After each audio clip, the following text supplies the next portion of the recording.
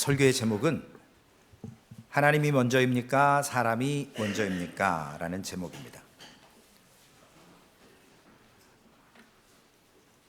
이런 커머셜 필름에 나오는 CM송이 하나 있습니다. 하늘에서 별을 따다, 하늘에서 달을 따다, 두 손에 담아 드려요. 연애할 때는요, 상대방과 결혼하려고, 마음을 얻으려고 막 별 따준다는 그런 말도 안 되는 소리를 하면서 유혹을 합니다. 근데 결혼하고 나면 이게 현실인 걸, 절대 그럴 일이 없다는 걸 저도 지난 27년 동안 뭐 해줄게 그래 놓고 해주지 못한 게 훨씬 더 많았습니다.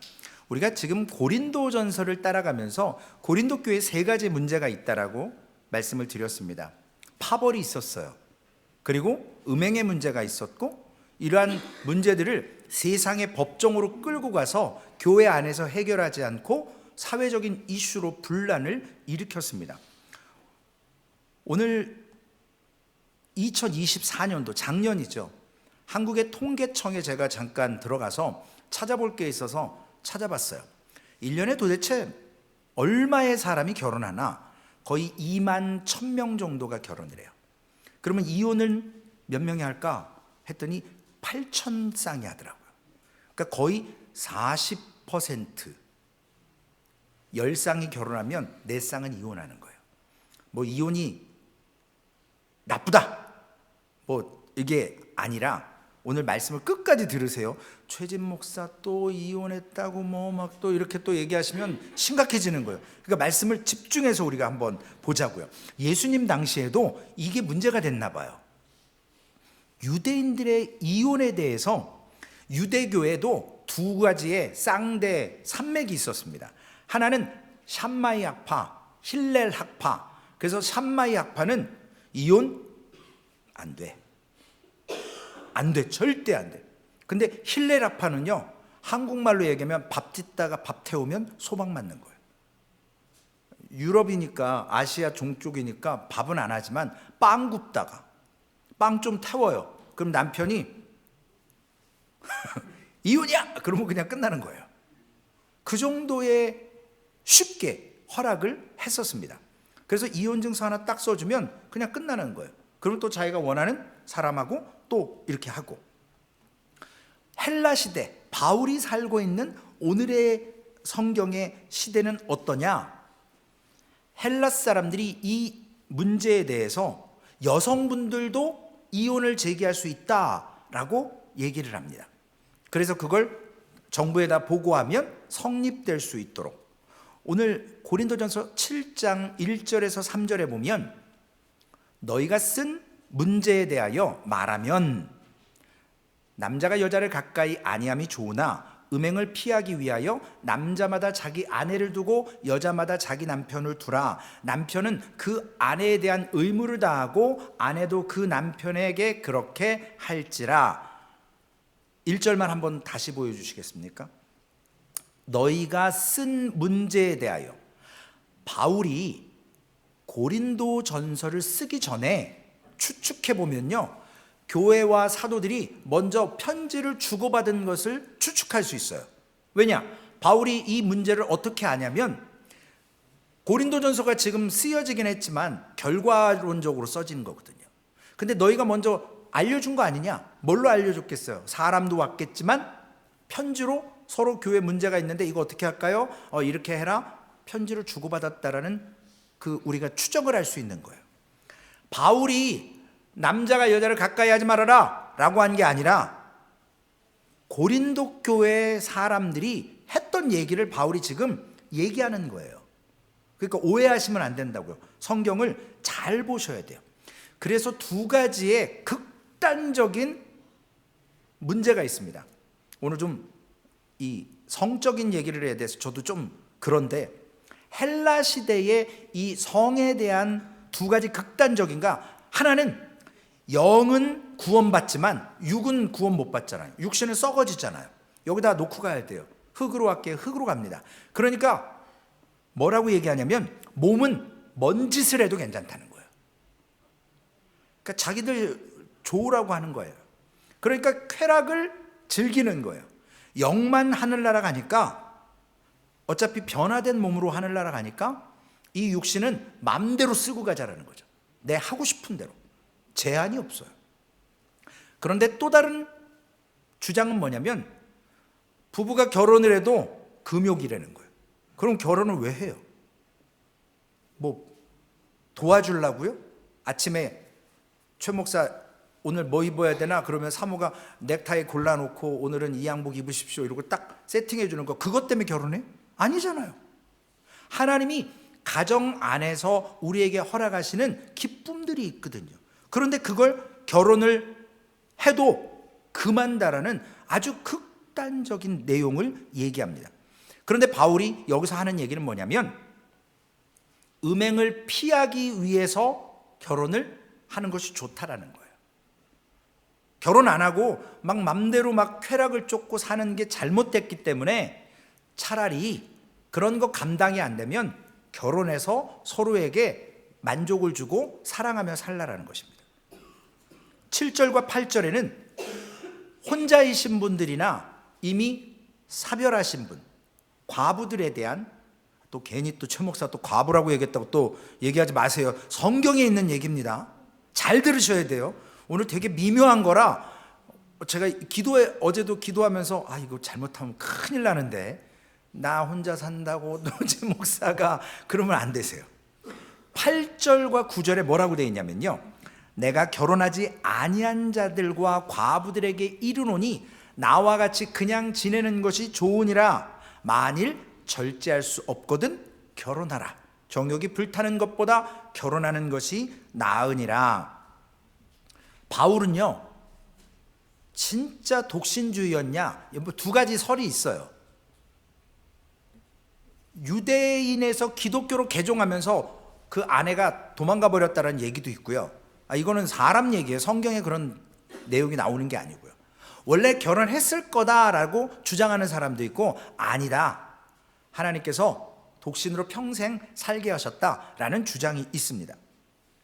그런데 바울은 왜 나와 같이 그냥 지내든지 아니면 못 참겠으면 정욕에 빠지지 말고 결혼해라 라고 하는 이유가 뭐냐면요, 로마서에 기록이 돼 있어요. 그 이유가 결혼하든지 아니면 혼자 살든지.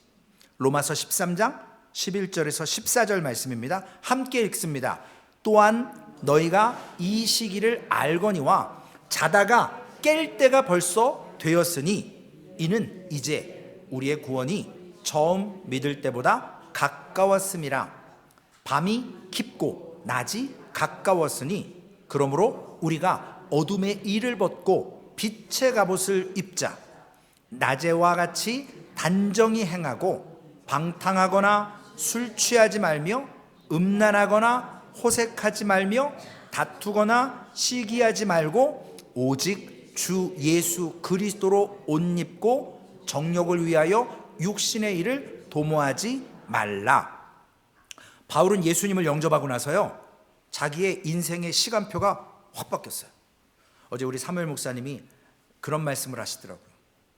이제 70이 딱 넘으셔서 목사님께서, 예전에는 나 70까지만 살았으면 좋겠다 그러셨대요. 근데 이제 70이 딱 넘으시니까 아직 건강하시고 은혜 가운데 80도 괜찮겠는데 이런 말씀하셨어요. 저도 그렇거든요. 입으로는 맨날 그냥 하나님 빨리 하늘나라 가고 싶어요 뭐 이러는데, 막상 저한테 죽음이 딱 다가오면 하나님 살려주세요 뭐 이럴 거예요. 저도 연약한 인생이니까. 이것이 우리의 본 모습인데, 바울은 예수님을 딱 믿고 나서 인생의 연한이 아니라요, 영적으로 이제는 잠들었다가 깨어난 거라는 거예요. 그러니까 시간이 없다라는 거예요. 주님의 재림이 가까웠다라는 거예요. 그러니까 이제 발등에 불 떨어진 거예요. 야, 이거 그냥 어영부영 나이만 먹는 게 아니라 주님 재림의 때, 심판의 때가 다가왔네? 그러면 어떻게 해야겠다는 거예요? 음란한 거, 호색하는 거, 술 취하는 거, 방탕한 거, 시기와 질투, 이러한 세상적인 거 다 버리고 예수 그리스도로 옷 입자는 거예요. 시간이 없으니까 믿음으로 살자라는 거예요. 왜냐? 육신적인 건 추구해도 잠깐이거든요. 근데 영원한 것을 알아버리니까 이게 귀중하다라는 걸 아는 거예요. 그걸 놓치지 못하라는 거예요. 그래서 바울 사도가 오늘 결혼이라든지 이혼에 대한 여러 가지 조언을 하는데, 특별히 우리 그리스도인들의 삶 속에 어떠한 자세로 결혼과 이혼에 대한 문제를 봐야 되느냐. 고린도전서 7장 29절에서 31절에 기록되어있습니다. 형제들아, 내가 이 말을 하노니 그때가 단축하여진 고로 이후부터 안에 있는 자들은 없는 자 같이 하며, 우는 자들은 울지 않는 자 같이 하며, 기쁜 자들은 기쁘지 않은 자 같이 하며, 매매하는 자들은 없는 자 같이 하며, 세상 물건을 쓰는 자들은 다 쓰지 못한 자 같이 하라. 이 세상의 외형은 지나감이니라. 제가 무식했을 때는요, 지금 뭐 유식하다는 말이 아니라 이 말씀 읽으면서, 아니 아내가 있는데 어떻게 없는 자처럼 해? 이게 도대체 뭔 말이야? 읽고도 이해가 안 됐어요. 바울은요, 결혼 생활이 필요 없다, 남편 헌신짝처럼 갖다 버려, 이게 아니라는 거예요. 필요 없다라고 말하는 게 아니라요, 더 많이 소유하기 위해서 돈 버는데 미치지 말라는 거예요. 적당히 하라는 거예요. 적당히. 그게 절대화가 되면 안 된다는 거예요. 절대화. 여러분, 우리가 뭔가 갖고 싶은 게 있잖아요. 그러면 갖고 싶기 전까지는 그걸 위해서 막 노력하고 기다리고 막 열심히 해요. 근데 막상 딱 가지면요, 어제 우리 교회 공사가 다 거의 끝나서 그 메인테넌스 저쪽 창고에 옛날 교회를 건축하면서 썼던 많은 기계와 툴들이 있습니다. 저도 교회를 벌써 2년 넘게 와가지고, 야, 교회가 이런 기계가 다 있네? 뭔지도 모르겠지만 이건 뭐지? 그랬더니 이건 이럴 때 쓰는 거라고 막 얘기해 주시고 그래요. 제가 2년 있으면서요, 한 번도 쓴 적이 없어요. 제가 손도 대본 적이 없어요. 그러면 그건 뭐예요? 더 이상 필요 있다 없다? 없다예요. 그러니까 팔아버리자는 거예요. 그래서 선교비가 또 생기겠구나. 그래서 그런 말씀을 하셨기 때문에 필요하겠다라고 생각이 들었어요. 여러분, 남편이 있지만 남편의 역할을 못한다고 해서 버립니까? 아니라는 거예요. 이 남편 때문에, 아내 때문에, 자녀 때문에 절대화가 되지 말라라는 거예요. 남편 때문에 아무것도 못하고 집에서 시녀처럼 삼시세끼 갖다 바치고 뭐 물 떠다 주고 뭐 하고 막 씻을 물 데펴놓고 목욕물 받아놓고 양말 색깔별로 해놓고 그렇게 하지 말라라는 거예요. 외형에 불과하다라는 거예요. 곧 지나간다라는 겁니다. 그렇다고 또 오늘 최 목사가 남편한테 막 그렇게 하지 말랐다고 당신은 알아서 먹어, 냉장고 열면 밥 다 있으니까, 또 이러지 마시고요. 극단적으로 가면 안 돼요. 바울이 말하는 핵심은 뭐냐면요, 예수님께서도 깨어 있으라. 영적으로 깨어 있으라는 거예요. 남편한테 잘해야 돼요. 아내한테 잘해야 된다고요. 자녀한테 잘해야 됩니다. 근데 뭐가 먼저냐는 거예요. 그 남편과 영원히 같이 사는 게 아니라는 거예요. 그 자녀가 나를 영원히 보호해 줄 거라고 착각하면 안 된다는 거예요. 마태복음 24장 38절 39절에 이 말이 딱 답으로 나와 있습니다. 함께 읽습니다. 홍수전에 노아가 방주에 들어가던 날까지 사람들이 먹고 마시고 장가들고 시집가고 있으면서 홍수가 나서 그들을 다 멸하기까지 깨닫지 못하였으니 인자의 임함도 이와 같으리라. 먹고 마시고 놀다가요, 주님이 딱 오셨어요. 그래서 그냥 심판받는 거예요. 그렇게 하지 말고 깨어 있으라는 겁니다. 지금 바울은 고린도 교회 성도 중에 세상에서 지나가고 없어질 외형 때문에 온 마음을 쏟아서 거기에서 헤어나지를 못하는 성도들에게 지금 정신 차려라, wake up! 이러는 거예요. 영적으로 깨어 있으라는 거예요. 그거 오래 못 간다라는 겁니다. 마찬가지 오늘날 우리에게도 마찬가지 아니겠습니까? 여러분, 아무리 좋은 집 살아봐야 잠자는 거지, 그렇죠? 아무리 좋은 음식 먹어봐야 몇 시간 지나면 다시 배고파져요. 아무리 좋은 거 있어도 그때뿐이에요. 물론 유용하게 쓸 수는 있어요. 그런데 더 갖겠다고 더 벌려고 거기다가 올인하다 보면 건강이 잃을 뿐만 아니라 사람의 삶이 피폐해질 뿐만 아니라 믿음의 생활을 감당 못해서 결국 심판의 죄로 가게 됩니다. 중요한 가치, 절대화라고 나는 생각하지만 하나님께서는 오늘 거기에 매여버리지 말라라는 거예요. 그래서 부부의 문제도, 먹고 사는 문제도 하나님께 집중하지 못하면 그것들로 인해서 불행할 일들이 생긴다라는 거예요. 하나님께 집중하면 이 문제들은 자연히 해결돼요. 왜냐하면 세상의 것은 외형이고 지나가는 것이에요. 그러나 하나님의 것은 forever, 영원합니다. 끝나지가 않아요. 우리가 만약에 여기서 끝날 인생이라면, 우리가 다 지옥으로만 간다면 뭐 하라고 예수 믿어요? 뭐 하려고 이렇게 하냐고요. 영원한 것이 있다라고 성경으로 기록해 주셔서 고린도전서 7장 32절에서 35절 말씀, 이번 주 암송이 35절입니다. 우리 함께 읽으시고 마지막 35절은 암송하실 분들 암송하시기 바랍니다. 함께 읽습니다. 너희가 염려 없기를 원하노라.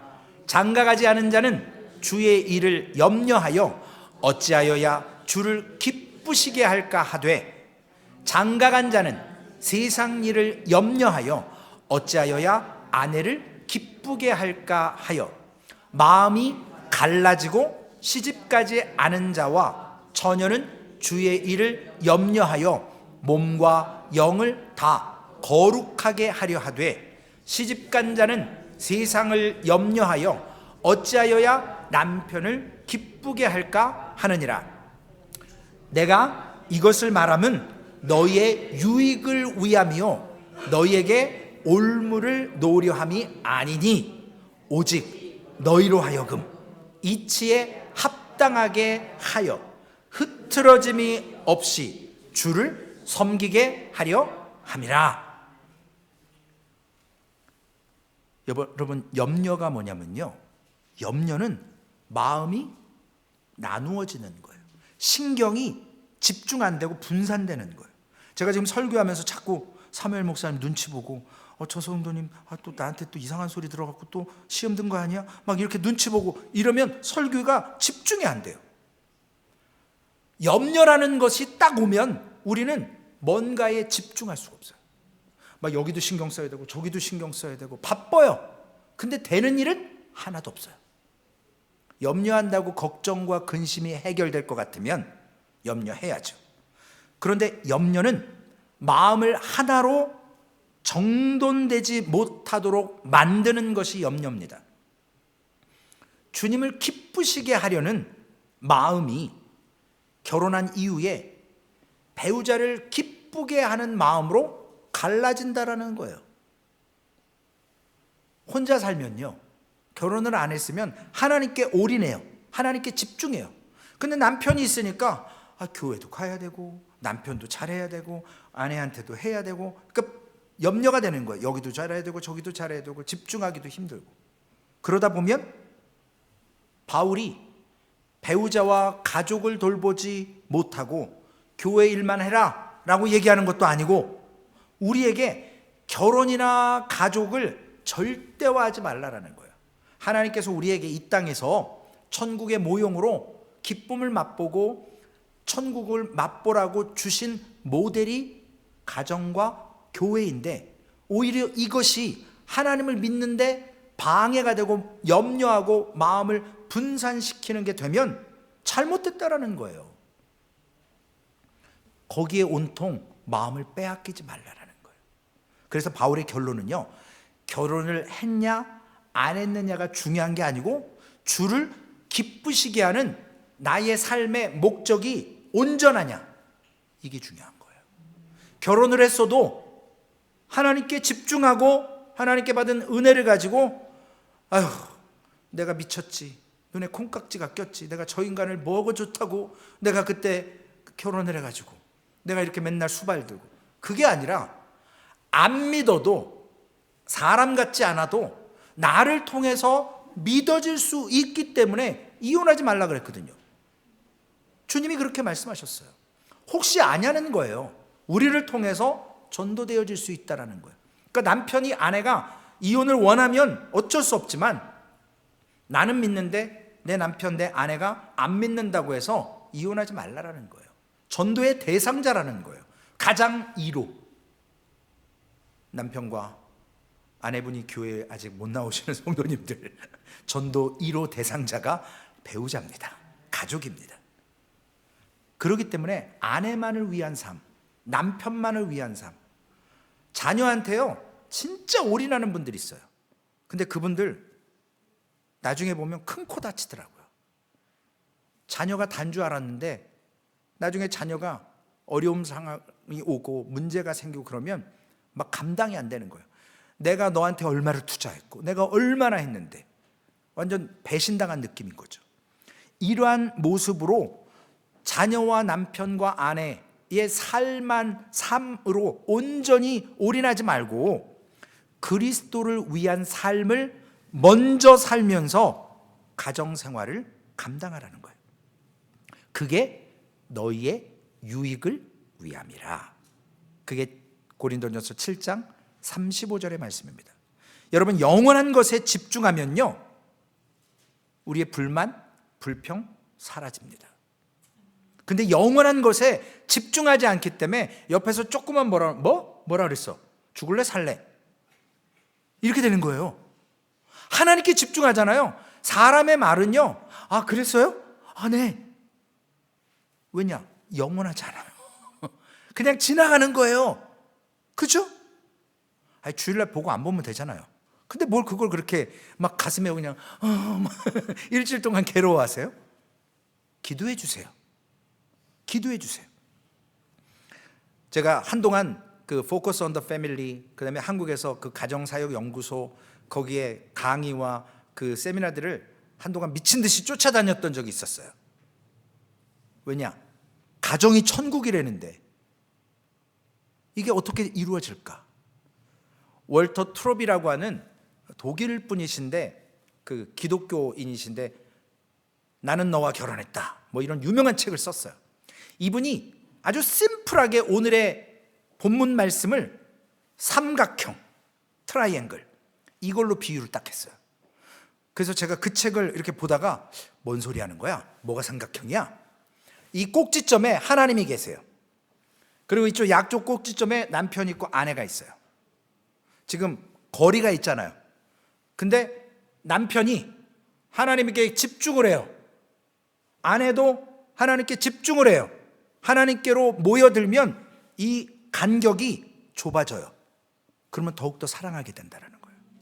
하나님을 집중하면 교회 와서 백날 첫날 뭐 금식하고 철야하라는 말씀이 아니라 하나님 앞에 예배하고 하나님 앞에 집중하게 되면 남편은 아내를 더 사랑하게 되고 아내는 남편에게 더 가까워져서 하나님이 허락하신 가정의 그 은혜를, 기쁨을 누린다라는 거예요. 제가 이제 학교 들었어요.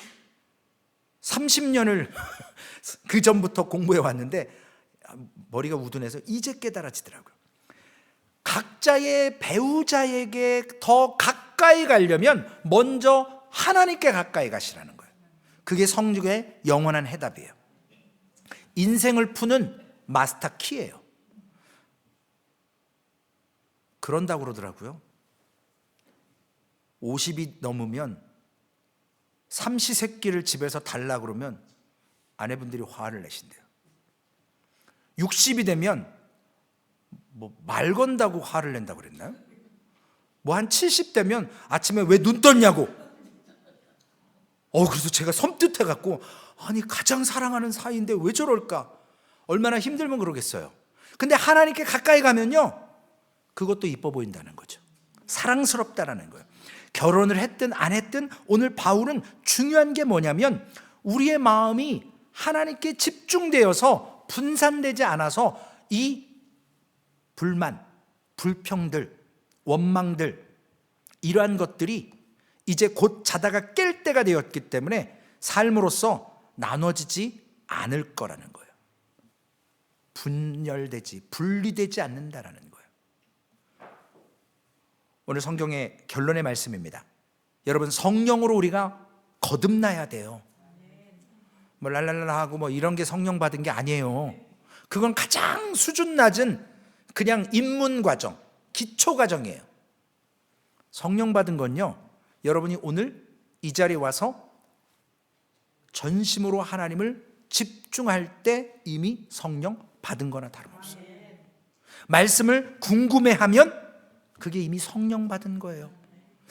나 오늘 기도 안 했는데 기도해야 되지, 하나님께 좀 여쭤봐야지, 하나님을 만나야지, 이런 마음이 들면 그건 성령 받은 거예요.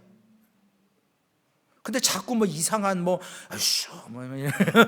손바닥에서 바람 나가고 뭐 이빨이 금으로 바뀌고 말도 안 되는 무슨 그런 저급한 수준 낮은, 하나님은 그런 분이 아니세요. 성령님은 성령으로 거듭나지 않았던 제자들은요, 변화산에서도 베드로가 그랬잖아요. 마태복음 17장에 주님, 여기다가 초막 셋을 지을게요. 너무 환상적이라 모세와 엘리야를 받고 예수님이 변화되니까 나 여기서 살고 싶어요. 산에 안 내려갈래요. 근데 지금 산 밑에서 무슨 일 일어나는 줄 아세요?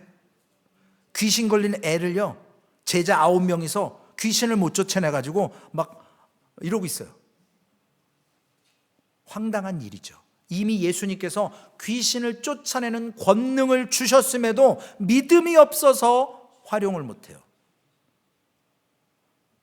이것이 성령을 받은 사람과 받지 않은 사람, 제자들이 성령을 안 받았을 때는 그들이 예수님을 부인했어요. 예수님을 버렸어요. 자신의 고향으로 가서 옛날 직업으로 돌아갔습니다. 자신들이 오래전에 갖고 있었던 그 생각, 꿈을 포기하지 않았어요. 성령을 못 받았을 때. 그러니까 누구예요? 제자들 가운데 주님이 이 땅의 왕 되면 나 오른쪽에 왼쪽에 앉혀주세요, 이런 소리나 하고 앉아있고, 주님이 뭐 하시려는데요? 왕으로 오셨지만 십자가에 죽어주시려고. 우리가 오늘 먹고 마신 떡과 그 포도주는요, 예수님의 십자가의 죽으심을 상징하는 거예요. 먹어서 내 몸에 영체가 되고요, 와, 내 안에 예수님 있다? 변화된다? 아니요, 절대 안 변합니다. 믿음으로 고백하는 거예요. 영으로 깨닫는 겁니다. 그래서 예수 그리스도를 성령을 통해서 변화됐을 때야 이들은 십자가에 거꾸로 죽어도, 목이 잘려 순교해도 그걸 두려워하지 않았어요. 복음을 담대히 선포했습니다. 왜냐? 이전까지 쫓았던 세상의 외형들은 곧 끝날 거라는 걸 깨달았기 때문에. 우리 가정에도 성령이 임해야, 여러분들의 학업과 앞으로의 미래와 삶에도 성령이 임해야 우리 배우자와 우리의 앞길이 온전한 관점으로 회복되어져요. 제가 어제 다큐를 하나 봤습니다. 10분짜리. 아버지가 젊었을 때 완전히 그냥 돈도 안 벌어오고 술 먹고 다 때려 부시고 새벽 6시까지 와이프 두드러 패고 잠을 안 재우고 집안에 나만 하는 물건이 없대요. 근데 어머니는 그렇게 얻어 터지고 잠 못 자고 나가갖고 노점에서 일하면서 가족을 먹여 살렸어요. 이 아들이 일을 가른 거예요. 내가 크기만 커봐라. 내가 저 인간, 아버지를 얘기하는 거예요. 내가 가만히 안 둬. 근데 어떻게 변화된지 아세요? 그 아들이 아버지와 똑같아졌어요. 아버지가 지금 65살이고 아들이 38살인데 같은 집에 살아요. 직업이 없어요. 아들이 술만 마시면 아버지 앞에서 막 다 때려 부셔요. 밥 진지 드시는데 밥상 뒤집어 엎어버리고, 당신이 한 개 뭐 있는데 밥 죄송해요. 있는 그대로 제가 생각해요. 그래서 상담을 받는데 뭐라고 얘기하냐면요, 어머니가 그러더라고요. 자기가 잘못했다고. 뭐를 잘못했냐면 남편을 의지할 수 없으니까 자녀 중에 한 사람인 아들을 선택해서 네가 내 남편 역할, 네가 나의 보호자 역할, 그리고 그 아들을 껴안고 울고 그 아들을 방패 삼아서 했기 때문에 이 아들이 나는 어머니를 보호해야 돼. 그래서 아버지에 대한 멸시를 하는 거예요. 그래서 카운셀링을 받는데 아들이 막 울어요. 근데 여러분, 세상 카운셀링은 뭔지 아세요? 저도 상담학을 공부했지만 세상의 상담학은요, 답이 없어요. 성경에 해답이 있어요. 성령을 받아야 아버지를 용서할 수 있고 내가 변화가 될 수 있어요. 바울은 오늘 분별, 집중 안 되는 거, 그 신경이 분산되는 거, 이거의 반대말로 유익이라는 말을 아까 썼잖아요. 고린도전서 7장 35절에서 너희의 유익을 위함이라. 여러분, 우리에게 유익이 뭔지 아십니까? 원어의 뜻이 함께 열매를 맺는다라는 게 유익의 뜻이에요. 유익. 여러분, 덕을 세운다라는 게 바로 유익입니다. 나와 함께한 성도들과 내가 고기 먹을 수 있어요. 우상의 재물이든 아니든 믿음으로 뭐 하나님이 주신 건데 먹을 수 있어요. 근데 믿음이 연약한 사람은 어떻게 저 우상의 재물을 먹지? 막 이러니까 내가 먹을 수 있지만 그 연약한 믿음의 사람을 위해서 그 사람 앞에서 먹지 말라라는 거예요. 고기 안 먹겠다라는 거예요. 왜요? 그 사람이 성장해야 되니까. 성령의 충만함을 받을 때까지, 깨달을 때까지 기다려주는 거예요. 그게 덕이 세우는 거예요. 그게 유익이에요, 상대방에게. 그래서 함께 열매를 맺는 겁니다. 우리 소망교회 무슨 열매를 맺을 수 있을까요? 제가 지난 2년 동안 목회하면서 하나님 도대체 무슨 열매가 있었을까요? 기도하고 고민했습니다. 과연 하나님이 먼저였습니까? 하나님, 솔직히 100%라고 말씀 못 드려요. 90% 아닌 것 같아요. 하나님 70% 자신이 없어요. 저도 인간이라 말은 이렇게 하지만, 설교하지만 내가 때로는 내 가정이 먼저였었구나. 이번 주엔 너무 가정을 버려가지고 제가 혼도 났어요. 아니, 왜 도대체 집회를 안 가냐요? 아니, 교회 일이 있으니까 안 가죠. 잠시잖아요. 이해는 하죠. 우리가 여러분 이미 하나님 앞에서 우리의 삶에 결혼을 했든 결혼을 안 했든 각자의 삶 속에 하나님이 더 높이 불러주신 사명이 있다는 걸 잃어버리지 마십시오. 그 사명에 따라서 오늘 나의 삶을 헌신하실 때 하나님은 반드시 성령으로 역사하셔서, 여러분 질문 드릴게요. 답해 보세요. 하나님이 먼저입니까? 사람이 먼저입니까? 하나님이 먼저십니다. 남편이 아내가 먼저예요? 하나님이 먼저예요? 하나님이 먼저입니다. 그러면 내 남편, 내 아내, 내 자녀 더욱더 주 안에서 사랑할 수 있어요. 그 가정을 누가 허락하셨는데요? 하나님이 허락하셨는데요. 그게 하나님의 원리입니다. 오늘 우리 소망교회는 이러한 믿음의 원리로 고린도 교회에 있었던 쾌락과 그 다음에 음란했던 문제들, 금욕의 문제들을 극단적인 게 아니라 성령을 통해서 하나님을 먼저 예배함으로 사람을 더욱더 사랑하고 그 우리가 유익을 통해서 함께 열매를 맺는 소망교회가 되시기를 주님의 이름으로 축원을 드리겠습니다. 아버지 하나님, 감사합니다. 아버지 하나님, 분열의 영이, 불평과 불만의 아버지 하나님 영이 자꾸 교회를 갈라놓으려고 합니다. 사람의 마음을 분산시킵니다. 집중하지 못하도록, 하나님께 온전한 삶을 드리지 못하도록 우리를 방해합니다. 바쁘게 만듭니다. 아프게 만듭니다. 실족할 이유들을 100가지 1000가지 나열해 놓고 교회를 못 가게, 기도를 못 하게, 말씀을 못 읽도록, 성령을 받지 못하도록 마귀는 방해합니다. 자기 혼자 지옥 갈 수 없기 때문에 한 사람이라도 더 지옥으로 끌고 가고자 합니다. 그러나 우리가 하나님 앞에 사람이 먼저가 아니라 하나님이 먼저이심을, 하나님을 예배하고 하나님 앞에 신실하게 내 삶을 드릴 때 하나님이 허락하신 나의 가족이 너무나도 귀하고 그 가족 안에서 우리는 천국을 맛볼 수 있습니다. 오늘 그러한 유익이 너희의 유익을 위함이라 했던 함께 열매 맺는 우리 소망교회 가정과 삶 되게 하여 주옵소서. 우리 구주 예수님의 이름으로 감사하며 기도 올리옵나이다. 아멘.